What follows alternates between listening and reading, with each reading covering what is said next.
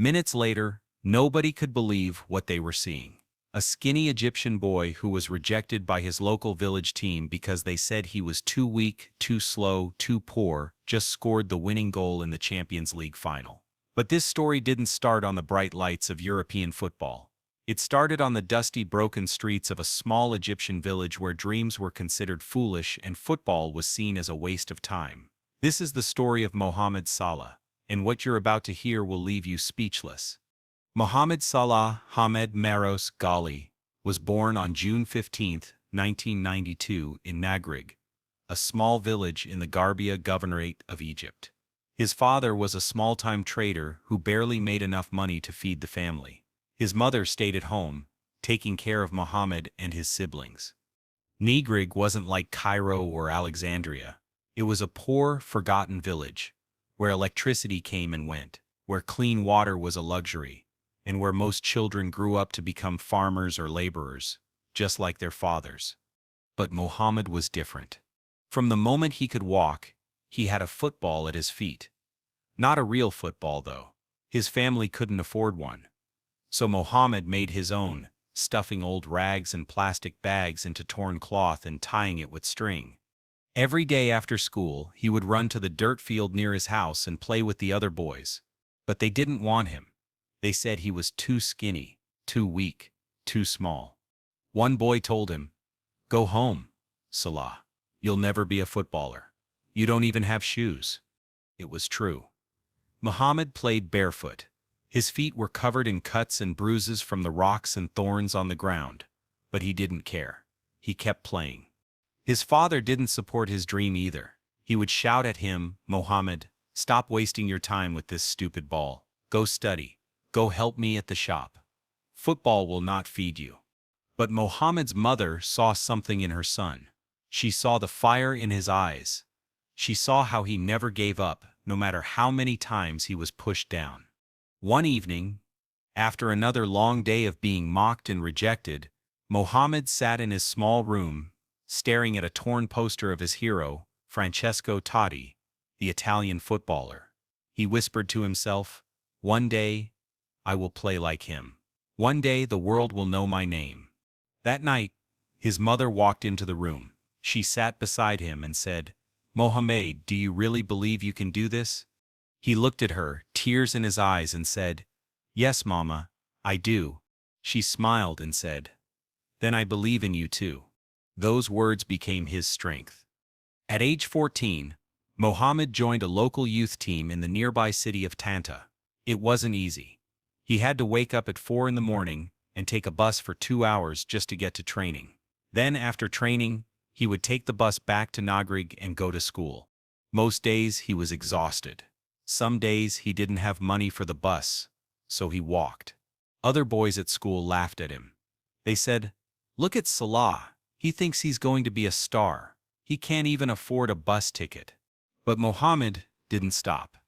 He trained harder than everyone else. He ran faster. He practiced longer, and slowly people started to notice. At 15, a scout from the Egyptian club El Mokaloon came to watch a match. Mohammed played the game of his life. After the match, the scout walked up to him and said, "We want you to join our academy." Mohammed couldn't believe it. He ran home and told his parents. His father was shocked. His mother cried tears of joy. But the celebration didn't last long. Mohammed soon realized that moving to Cairo to join the academy meant leaving his family, living alone, and facing a completely new level of competition. When Mohammed arrived at El Mokaloon, the coaches looked at him and frowned. One coach said, "This boy is too skinny. He'll get injured in his first match." Another coach said, "Are you sure he's a footballer? He looks like a stick." Mohammed heard every word, but instead of giving up, he worked even harder. He trained in the morning, trained in the afternoon, and trained at night. He ate whatever food he could afford, which wasn't much. He lived in a tiny room with 4 other boys. There was no air conditioning, no heating, just a single fan that barely worked. At night, Mohammed would lie on his thin mattress, staring at the ceiling, and wonder if he had made the right choice. He missed his mother, he missed his village. He was alone, hungry, and tired. But he remembered his mother's words, "I believe in you." So he kept going. By the time Mohamed turned 18, he was playing for El Mokhloun's first team. He was fast, smart, and hungry for success. But Egypt wasn't enough for him. He wanted to play in Europe. In 2012, Mohamed got his chance.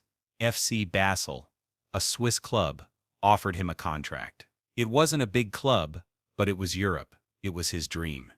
When Mohamed told his father finally smiled. He said, "Go, my son. Make us proud."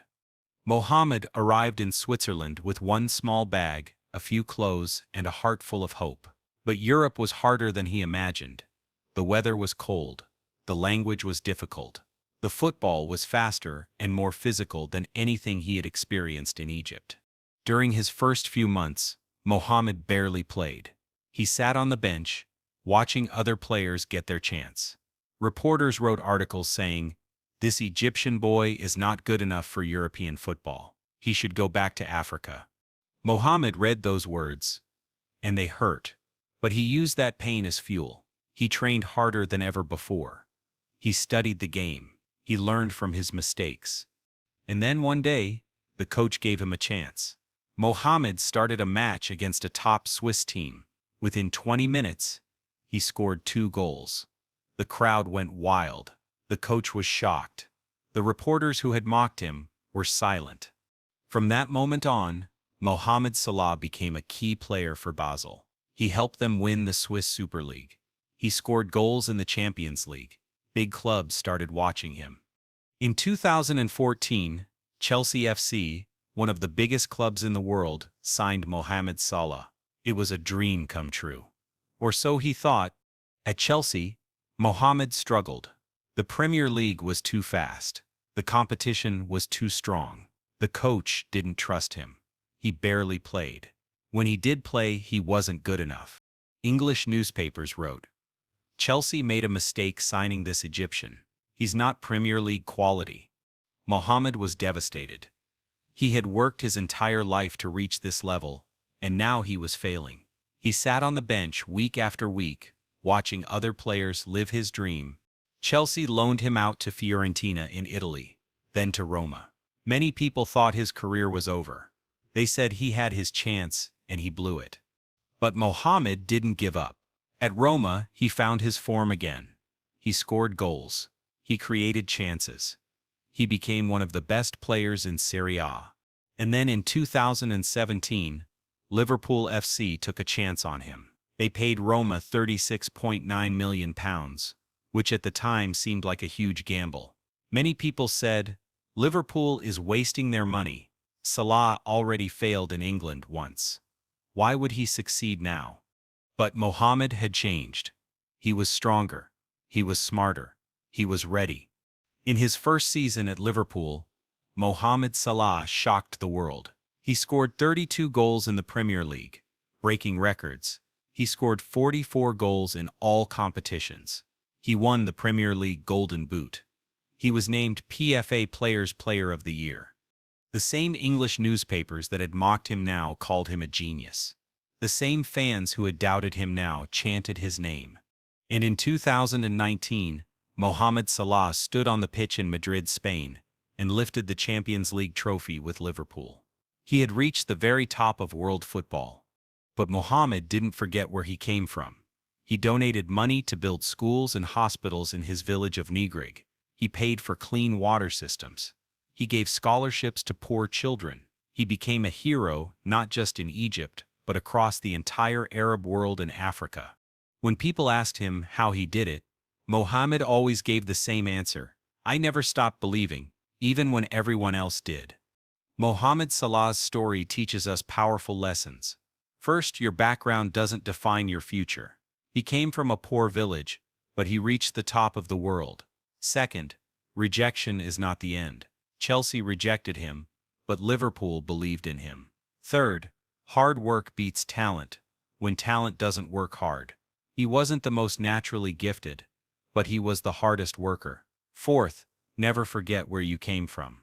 He used his success to help his community. Fifth, believe in yourself even when no one else does. His mother believed in him, and that belief kept him going.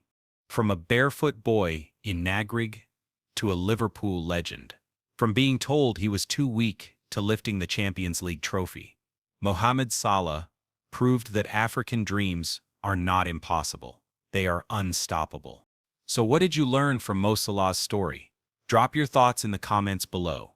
If this story inspired you, hit that like button and subscribe for more incredible African success stories. Next week, we're bringing you the story of Lupita Nyong'o, the Kenyan girl who was told she was too dark to ever become an actress. Now she's an Oscar winner. You don't want to miss it. Thank you for watching, and remember, your story isn't over yet.